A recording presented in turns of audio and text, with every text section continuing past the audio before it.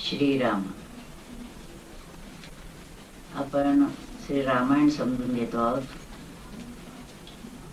बालकांड पाहिलं आपण. अयोध्या कांडावरती आपण 2 वेळा बोललो, समजून घेतलं. आता आपण अरण्य कांडापर्यंत आलेलो आहोत. भरत अयोध्येला परत गेलेले आहे आणि रामचंद्र आता पुढच्या प्रवासाला निघालेले आहेत. सर्वांना तरी पाठीमागं सोडलेलं आहे आणि जे कार्य त्यांच्या समोर आहे त्याची जाणीव त्यांना आहे, बाकीच्यांना असतेच असं नाही. प्रसंगानुसार करून दिली जाते योग्य त्या वेळेला, नाही तर त्यांचं त्यांना जेव्हा आकलन होईल तेव्हा. संतांच्या जीवनात देखील तसंच असतं, त्यांना जाणीव असते, इतरांना नसते. तसं अरण्यामध्ये आता रामचंद्रांचा प्रवास सुरू आहे. लक्ष्मण आहे, सीतामाई आहे. इथं आता असं त्यांनी म्हटलेलं आहे की अरण्यामध्ये अनेक ऋषींचे आश्रम आहेत, जसे गुरुकुल असतात तसे. आणि त्या आश्रमातून अनेक विद्यार्थी शिक्षण घेण्यासाठी आलेले आहेत. तर शिक्षण घेताना सुद्धा त्यांना शास्त्र शस्त्र सगळं शिक्षण दिलं जातं, अध्यात्माचंही शिक्षण दिलं जात आहे.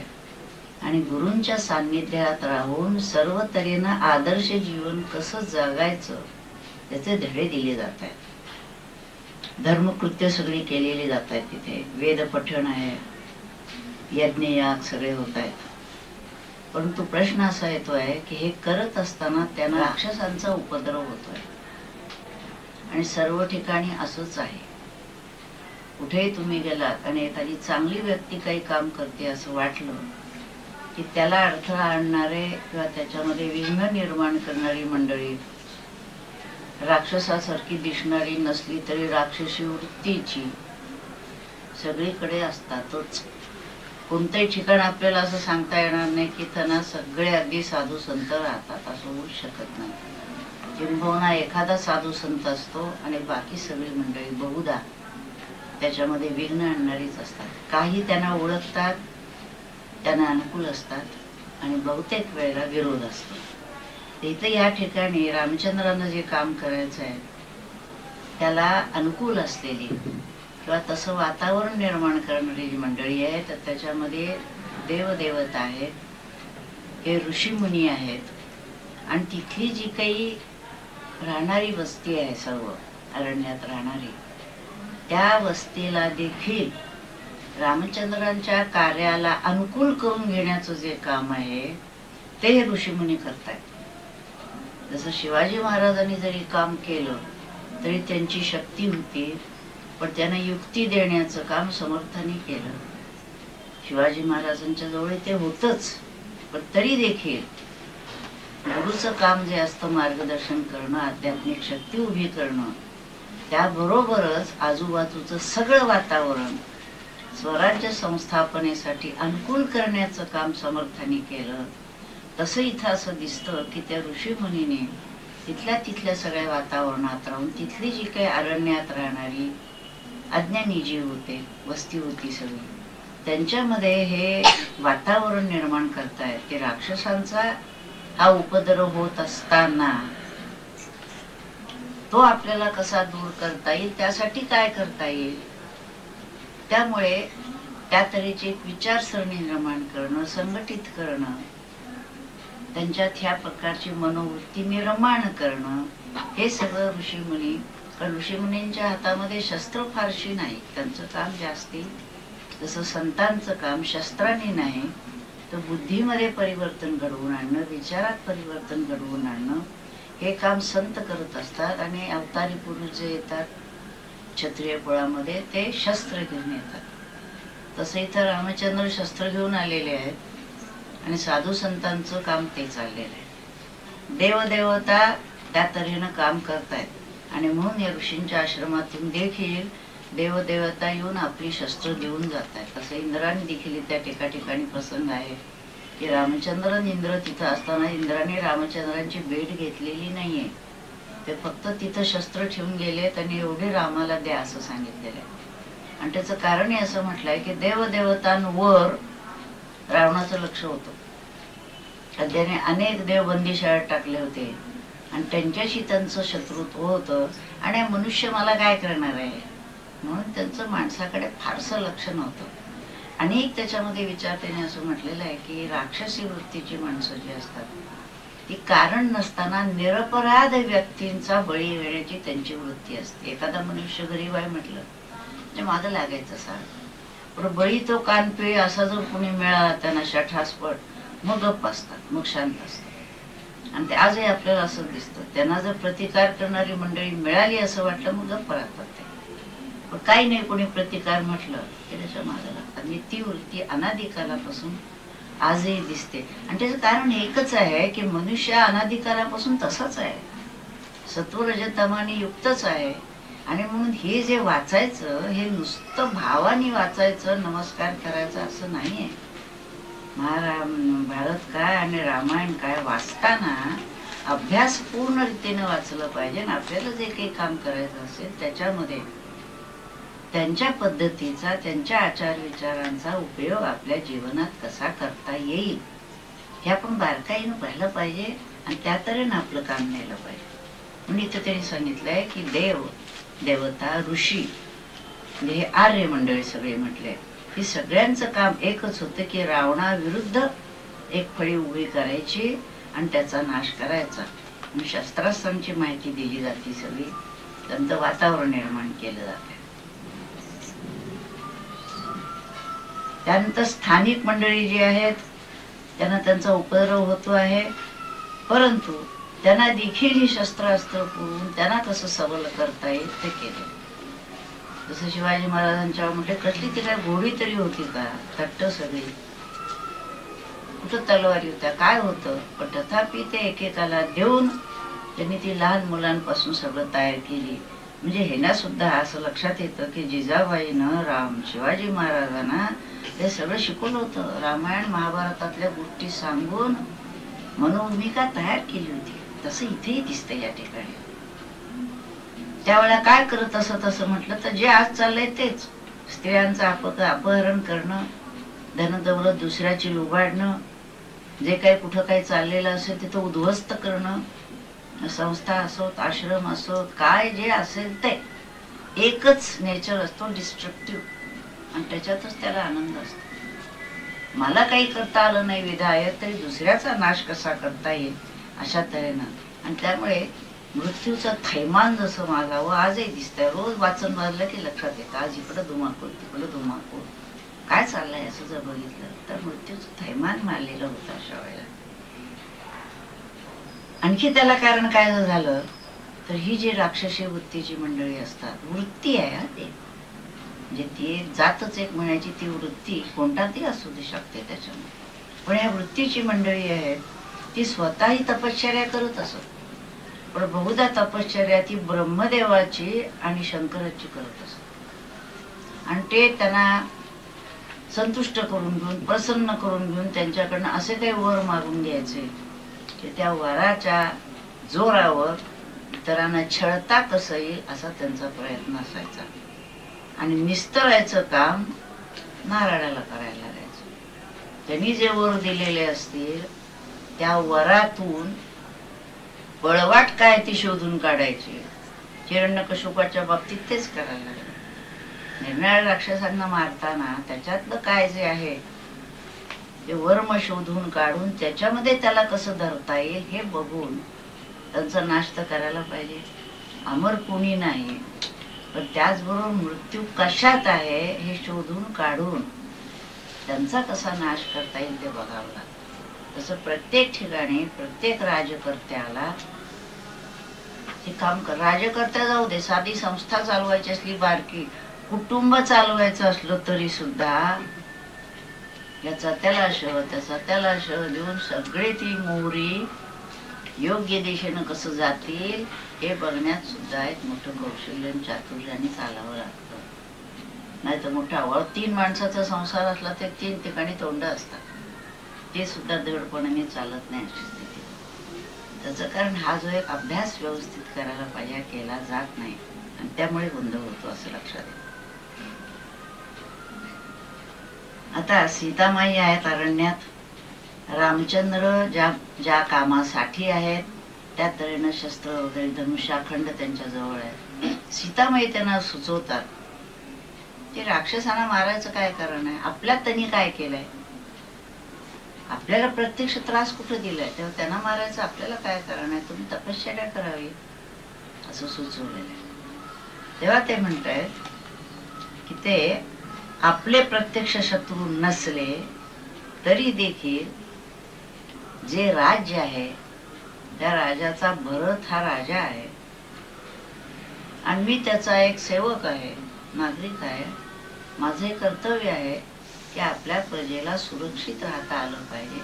त्यामुळे एक राजाचं कर्तव्य म्हणून मला हे पार पाडायचंय, दुष्टांकडून संरक्षण द्यायचं आहे आणि मग साधूंना परित्राण करायचं आहे. या दोन्ही गोष्टी जर करायच्या असल्या तर हा चांगला राक्षसच आहे म्हटलं. आता साप आहे, विंचू आहे, आता ते विंचवाला बघत बसणार का चांगला आहे का वाईट आहे, तो मला चावलाय का, तर आपण त्याला मारूया असं नाही.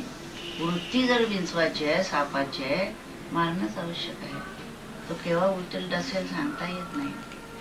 अशामुळे हे करायला पाहिजे असं त्यांनी सांगितलेलं आहे. मग वैयक्तिक वैराचा प्रश्न नाही तर दुष्टांचा नाश करणं हेच इथे कर्तव्य आहे. कर्तव्याच्या भूमिकेतून ते करणं आवश्यक आहे. म्हणून अनेक ऋषींच्या आश्रमात पुष्कळ ऋषींना ते भेटलेले आहेत. त्यांच्याकडून काही उपदेश, रस्त्यासंबंधीचं मार्गदर्शन, वातावरणासंबंधीचं मार्गदर्शन, सगळ्या ठिकाणी गेल्यानंतर रामचंद्रांनी पहिल्यांदा नमस्कारच केला सगळ्या ऋषींना. मी राजा आहे अशा ताठ्यात ते कुठेही जात नाही. तर प्रत्येक ठिकाणी त्यांना अत्यंत नम्रपणे अभिवादन करून त्यांचा उपदेश स्वीकारून ते पुढे जाते. जसं मी म्हटलं तसं शिवाजी महाराजांच्या काळी समर्थाने तुकोबानी देखील प्रत्यक्ष हातात तलवार घेतली नव्हती, पण त्या ठिकाणी लोकांना त्या भूमिकेवर धरून ठेवण्याचं काम तुकोबानी केलंय. आणि मग एका ठिकाणी आहे शिवाजीला जेव्हा सगळे ऐकलं त्याने एक त्यांचं कीर्तन, तेव्हा ते म्हणले मी शस्त्र टाकलं, मी आता विठ्ठल विठ्ठल करणार. तेव्हा तुकोबाने सांगितलं उद्या पुन्हा एकदा माझ्या कीर्तनाला या, मग पुढचं बोलतो. आणि दुसऱ्या दिवशी आल्यानंतर त्यांनी राजधर्म काय आहे तो समजावून सांगितलं आणि त्याला सांगितलं हे तुझं कर्तव्य आहे, तू ते कर, आमचं कर्तव्य आहे ते आम्ही. संत जे आहे ते सगळ्यांना एकच उपदेश नाही, जसं डॉक्टर एकच ट्रीटमेंट सगळ्यांना देत नाही, तसं संत देखील त्याच्या त्याच्या ताकदीप्रमाणे, कर्तबगारीप्रमाणे, मिशन प्रमाणे ज्याला त्याला जे ते काम देत असतात. हिरे मोती असेल तर कपाटात ठेवायचे, दगड असेल तर खाली ठेवायचा. दगड उचलून कपाटात सेफ वॉल्ट मध्ये ठेवला असं होत नाही, पण दगडालाही काम आहे, सोन्या चांदी हिरे मोत्यालाही काम आहे. पण कुठली वस्तू कुठं कशी वापरायची, त्याचा उपयोग कसा करून घ्यायचा, योजकच तत्र दुर्लभा स्वामी नेहमी म्हणायचे. त्याची योजना कुठं कशी करायची हे बघितलं पाहिजे. आणखीन एक इथं दिसतं सगळ्या ऋषी मुनींच्या मध्ये अगस्ती मुनी जे होऊन गेले त्यांचा धाक होता, राक्षसांना देखील त्यांचा धाक होता.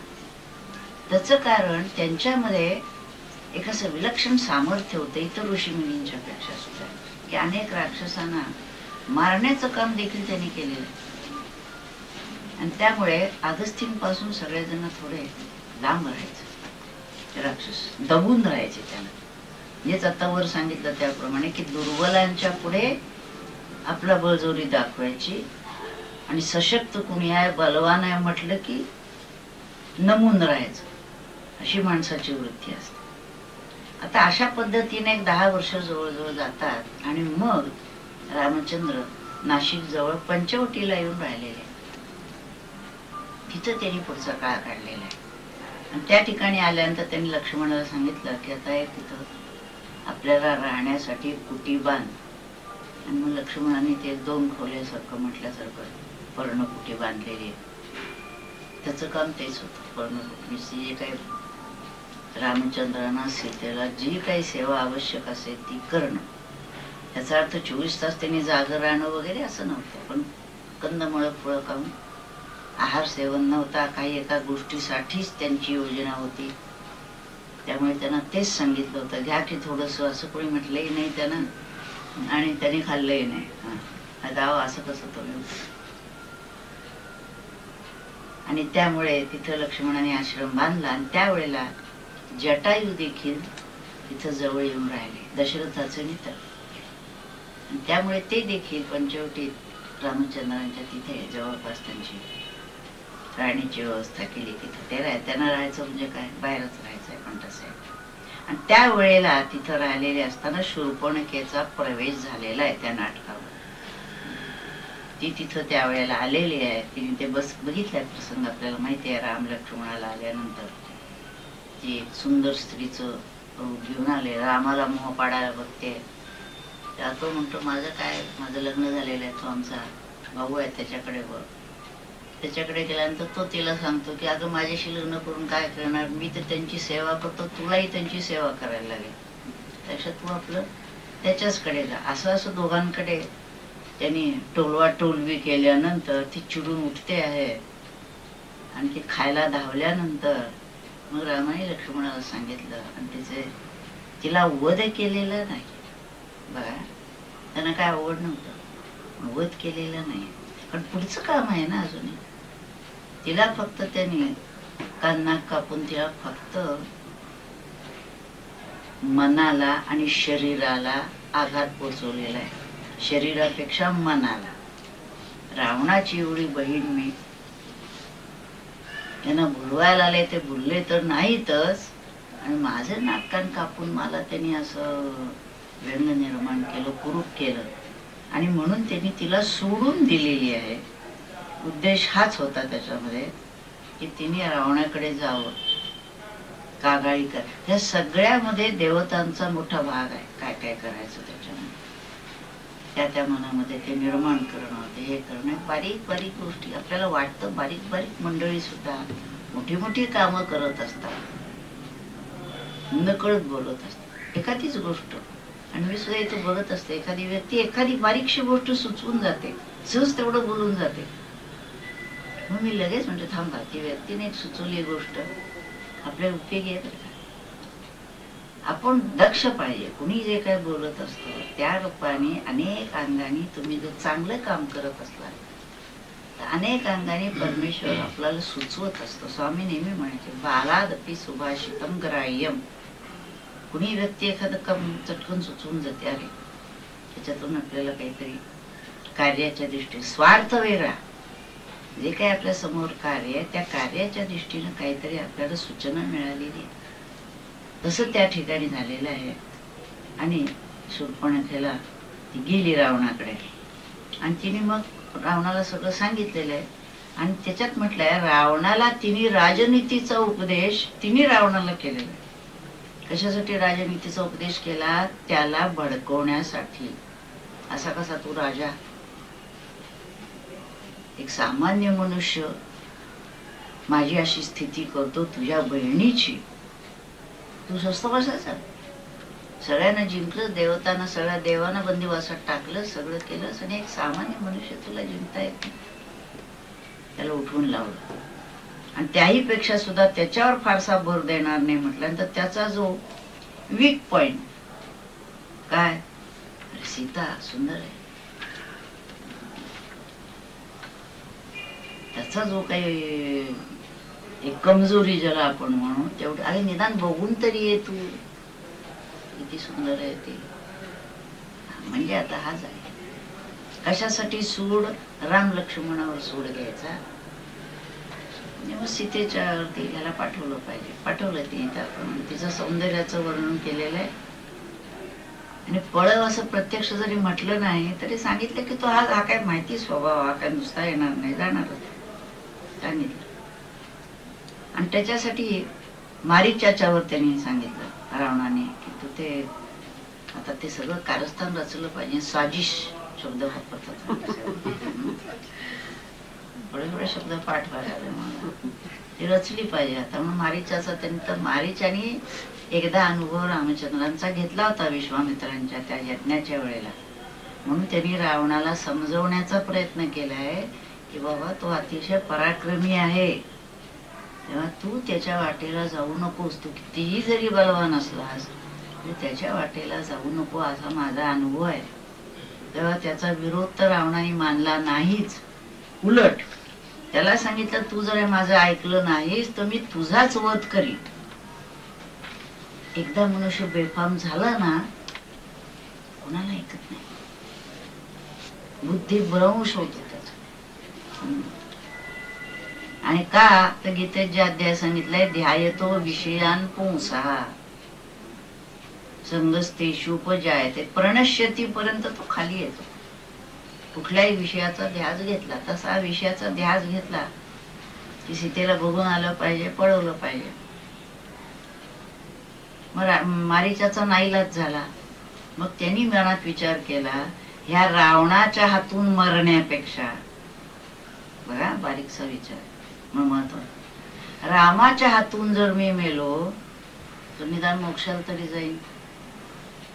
जे राक्षस आहे पण त्यातही सुबुद्धी त्याला अशी सुचली की ह्याच्यापेक्षा ते मरणार आहे आपण गृहीत नक्कीच, त्याच्याबद्दल प्रश्न नाही. ह्याला सांगून ऐकणार नाही, आपला मृत्यू आलाच आहे, रामाच्या हातून येऊ दे म्हणून तर त्या त्यांनी तयार झालेलं आहे. मग ते सुवर्ण मृग त्यांनी ती घेतलेलं आहे त्याप्रमाणे मायेनं. आणि मग पंचवटीत आलेला आहे.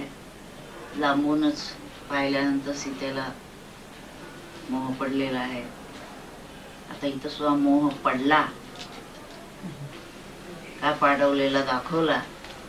ते सगळं मागचं बघायला लागलं की लक्षात येतं की लेखकांनी जसं लिहिलं तसं, भगवंतांनी जसं ठरवलं तसं, आणि त्याप्रमाणे त्या पाठीमाग रामचंद्रांनी समजावून सांगितलं, त्याने ऐकलं नाही, आणि त्याप्रमाणे ते त्याच्या पाठीमागे गेलेले आहेत.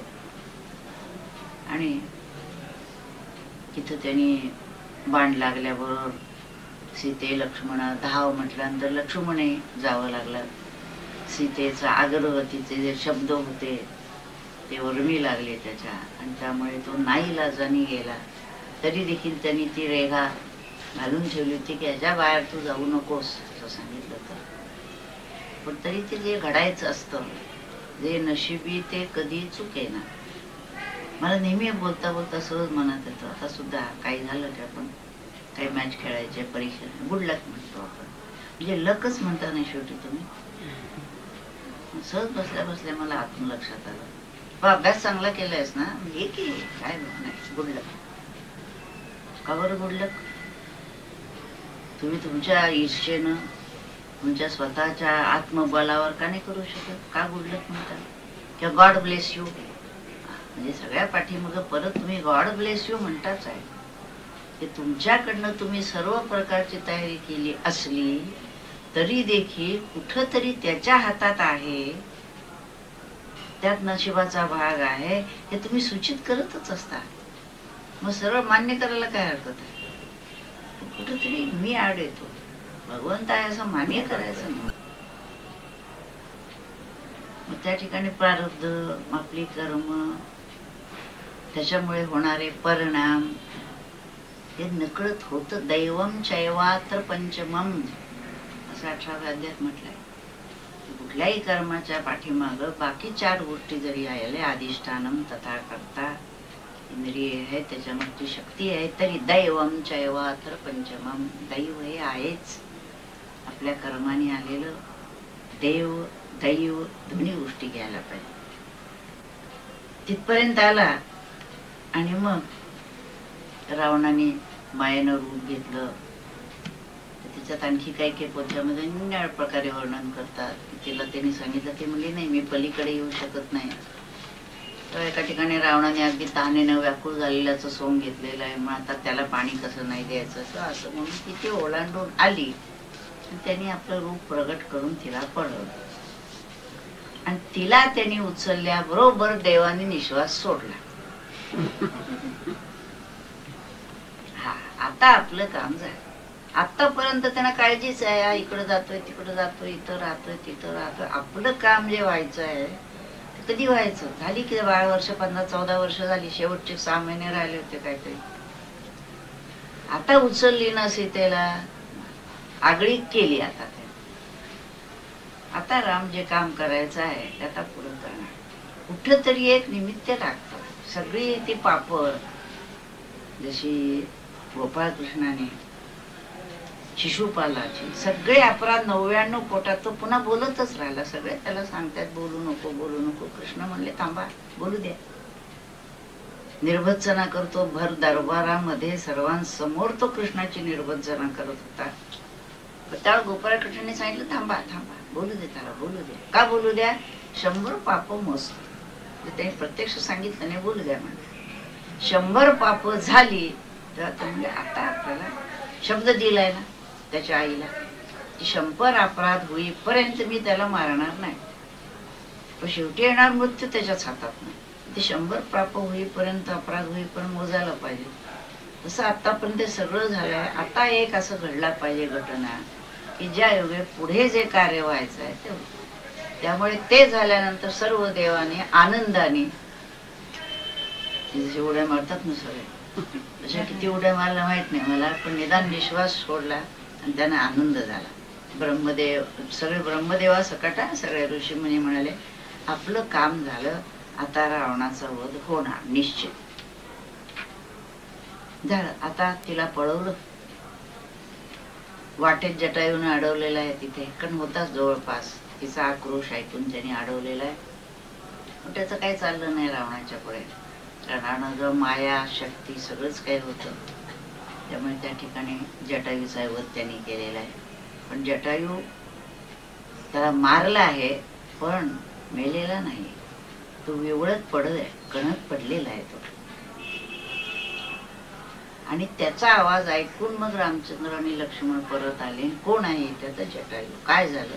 त्याच्याकडून तेवढी बातमी कळली की सीतेला पळवून नेलेली आहे रावणाने. कोण रावण कुठे नेलेली आहे ते मारताना सांगतात. त्या ठिकाणी असा एक प्रसंग आहे की रामचंद्र म्हणाले की त्याला म्हणजे काकासारखेच ते तातसारखेच म्हटलेलं आहे की मी तुम्हाला पुन्हा जीवदान देऊ शकतो. तेव्हा जटायूने म्हटलंय मला काही नको आता. तू जवळ आहे, तुझ्या मांडीवर डोकं ठेवून मला मृत्यू येणार. याच्यापेक्षा आणखी पवित्र क्षण आणायचा कुठला? आता मला जगायचंच नाही. तू मांडीवर घे, प्राण सोड. आपण म्हटलं असतं त्या ठिकाणी अजून मला जगायचंय. आलास ना बरं झालं, मी वाटून बघत होते. मला पुन्हा जीवदान द्याय नाही. अंतकाळाला तू मला जवळ घेतलेलं आहेस आणि तुझ्या मांडीवर मला प्राण सोडायला मिळत आहे. त्याच्यासारखं भाग्य कुठलं दुसरं? त्यांनी त्या ठिकाणी मग त्याचं सगळे मग और्ध्वदैहिक सगळं रामचंद्रांनी व्यवस्थित सगळं केलेलं आहे. आणि शोध त्यांनी जो दिशा दाखवली दक्षिणेकडे जायचंय तर दक्षिण दिशेकडे म्हणजे नाशिक कडून आता दक्षिणेकडे चालले. दंडकारण्याखाली त्या बाजूला दक्षिणेकडे चालले. वाटेत शबरीची भेट होते. ती वाट बघते त्यांची. तिच्या गुरुनी त्याला सांगितलेलं आहे की तू इथं वाट बघ, एक दिवस रामचंद्र येतील, तुझी भेट होईल. तर त्या ठिकाणी सुद्धा रामचंद्रांची भेट झाल्यावरती म्हणली आता मला जायचं. कुठं जायचं? माझे गुरु वाट बघतायत. तुझ्या भेटीसाठीच फक्त मी थांबले. आता ज्या ठिकाणी माझे गुरु गेलेले आहेत तिथेच मला जायचं. आता असू दे बरं झालं. म्हणजे ही जी मंडळी असतात ही वेगळीच असतात. ती देहासाठी नसतातच. त्यांचं ध्येयच वेगळं असतं. देहाचा वापर त्यासाठी करत असतात. त्यामुळे ती फक्त वाट बघत होती रामचंद्रांच्या दर्शनाची. आणि तिथंच ती रामचंद्रांच्या समोरच निरूप होऊन काय त्या प्रकाराने ती प्राणज्योतीची त्या गुरूंच्या मध्ये मिळून गेली असं दाखवलं. ती मोक्षाला गेली. त्यामुळे तिचं काम जे होतं ते झालं. आता रामचंद्र शोक करतायत. तिथं जे काही वृक्ष आहेत वेली आहेत त्याला आलिंगन देण्यात विलाप करतायत. लक्ष्मण त्यांना समजावतोय. पार्वतीला शंका आली की शंकराने म्हणजे जुनी त्याचं नाव येत आहे राम राम राम म्हणून. तो तर सामान्य मनुष्य दिसतोय. तो केवढा विलाप करत चाललाय सीता गेली म्हणून. शंकरांना सगळं माहिती. तर ती म्हणली मीच जाऊन त्याची परीक्षा घेऊन येते. शंका ना, बायकाच वागत म्हणायला. कुठली गोष्ट झाली तरी म्हणाले तरी काय झालं, खरंच आहे का तो देव, बघायला निघाले खाली. शंकर काही बोलले नाही, म्हणले जाऊन या. तिने सीतेचा वेश घेऊन ती तिथे गेलेली आहे आणि म्हणते विलाप कशाला करता, मी आली आहे ना. रामचंद्र तिच्याकडे येतात बघतायत, म्हणतात माते, जगन्माते, मी तुला ओळखतो. लक्षात आलं त्याच्या, ते काय सामान्य मानव दिसत नाही. ती परत आलेली आहे. म्हणजे ज्या ठिकाणी आपलं स्वरूप दाखवायचं तिथंच दाखवलं जातं. सामान्याला सामान्याप्रमाणे, ज्या पातळीवर जी व्यक्ती जशी समोर येते त्या पातळीवर जाऊन त्याच्याशी संवाद साधावा लागतो. संतही तसंच करत असतात. सामान्य व्यक्ती आला तर बघ माझं स्वरूप असं नाही म्हणत. कधी तशी व्यक्ती आली तर त्यानं जरी कोणी म्हटलं तुमचं मूळ स्वरूप, मी एकदा स्वामीजींना म्हटलं तुमचं मूळ स्वरूप मला दाखवायला, त्या नुसतेच हसले. त्याचं कारण पात्रताच नव्हती आपली. मग ते मूळ स्वरूप तसं लक्षात येत नाही, हळूहळू साधनेने लक्षात येतं की ज्या स्वरूपाकडे जाण्यासाठी आपला प्रयत्न असतो ते मूळ स्वरूप हेच संतांचं, सद्गुरूंचं स्वरूप असतं. ते काय असं डोळ्याने दाखवायचं, त्या ठिकाणी तुम्ही जायचं म्हणजे एकरूप होतं. सद्गुरूंना जर भेटायचं असेल, असं भेटायचं असले समोर तर भेटावे. ध्यानात रंगून त्या ठिकाणी त्या स्थितीमध्ये जाणं म्हणजे सद्गुरूंची भेट असते. सद्गुरू तत्वाशी भेट असते, त्याच्याशी मिळून जाणं ही सद्गुरू तत्वाशी भेट असते आणि ती ध्यानामध्ये होत. म्हणून संतांची भेट तपासायदानामध्ये आपण बघणार आहोत. देहाच्या पातळीवर नाही, ते कसे दिसतात, त्यांचं नाव काय, त्यांचं शिक्षण किती झालं, स्त्री आहे का पुरुष आहे, लहान आहे का मोठे आहे, असं दर्शन नाही. बोधाच्या पातळीवर त्यांचं दर्शन घ्यायचं. त्यांचा जो बोध आहे त्या बोधापर्यंत आपल्याला जर जाता आलं तर सद्गुरूंचं दर्शन घडतं, तोवर घडत नाही. आणि तसं त्या ठिकाणी तशी व्यक्ती आली तर त्या पातळीवर बोलणं होतं. स्वामींच्याकडे जेव्हा असे सत्पुरुष यायचे तेव्हा आम्ही तिथं उपस्थित राहायचे आणि त्या दोघांचा जो संवाद चालायचा, जी त्यांची भेट घडायची, ती पाहायचं भाग्य आम्हाला. तिथं भेटल्यानंतर काय कसं काय बुवा, क्रिकेटच्या मॅचचं आज काय झालं असं काय बोलणार नाहीत की ते. किंवा वर्तमानपत्रात काय, कोण निवडून येणार आहे, कोण उभं राहिलंय, असे ते बोलत नाहीत एकमेकांमध्ये. त्यांचं बोलणं वेगळंच असतं. फार बोलतही नाही, एखाद दुसरा शब्द, एखाद दुसरं वाक्य, एकाने म्हणावं दुसऱ्याने दाद द्यावी.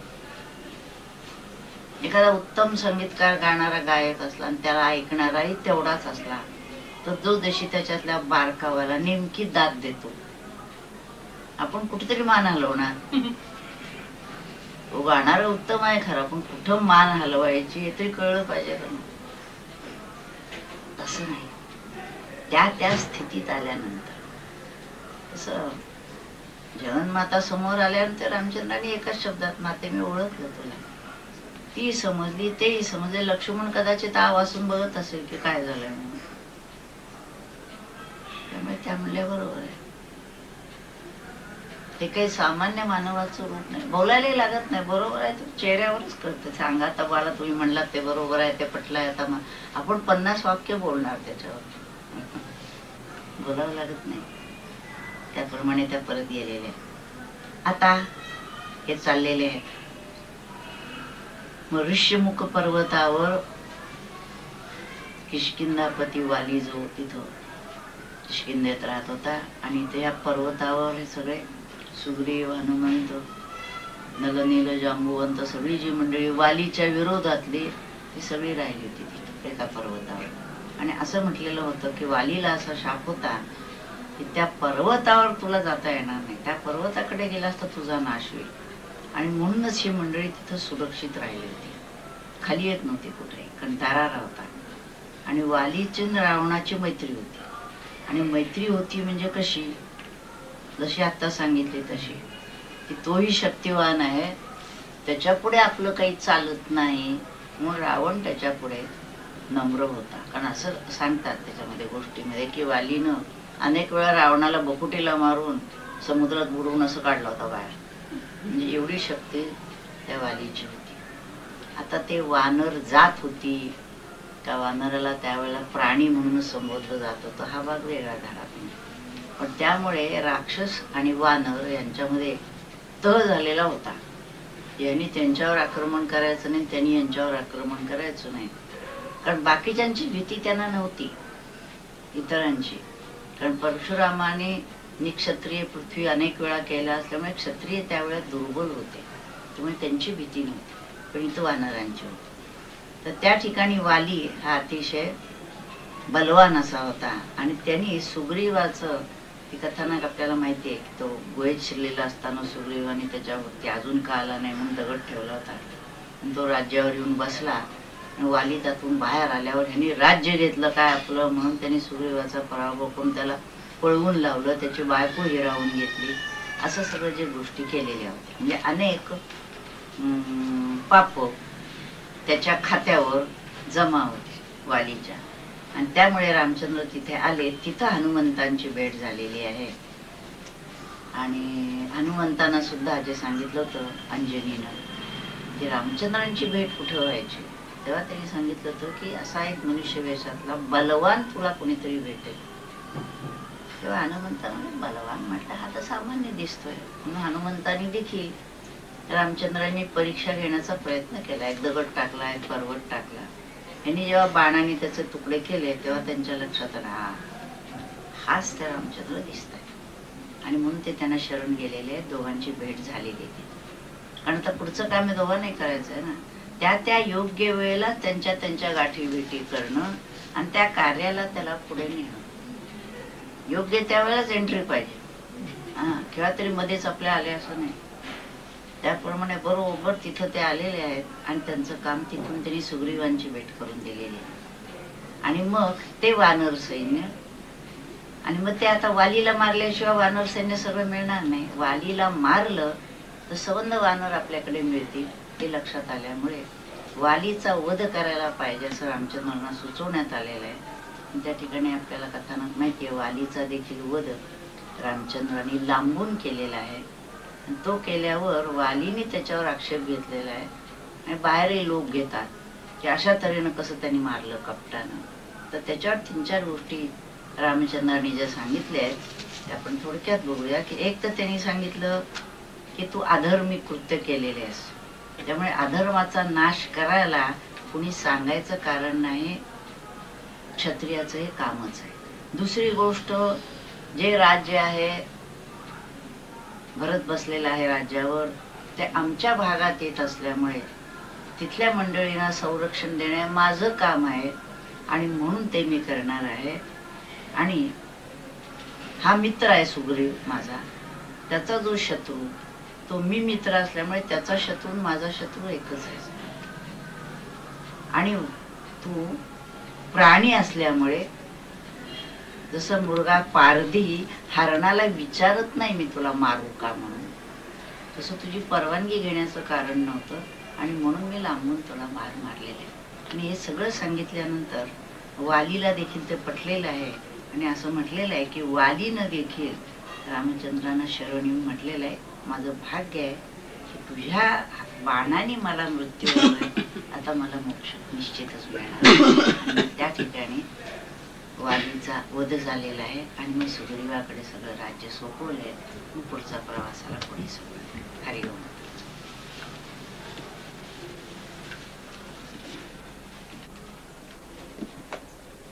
राजा